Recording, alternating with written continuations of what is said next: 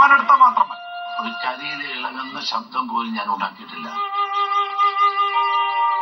കരിയില വീഴുന്ന ശബ്ദം പോലും കേൾപ്പിക്കാതെ അദ്ദേഹം വീട് വിട്ട് ബാക്കിലത്തെ വഴി പോയി.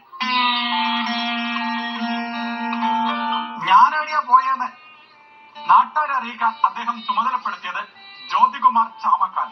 അദ്ദേഹം ഗുരുവായൂരിലേക്ക് പോയി. അദ്ദേഹത്തിന് മുഖ്യമന്ത്രി സ്ഥാനം പോയി. നിങ്ങൾ ഒരു വഴി കാത്തുന്നു, അദ്ദേഹം അദ്ദേഹത്തിന്റെ വീട്ടിൽ തന്നെ മറ്റൊരു വഴിയിലൂടെ പോയി. അതിനെന്താ പ്രശ്നം?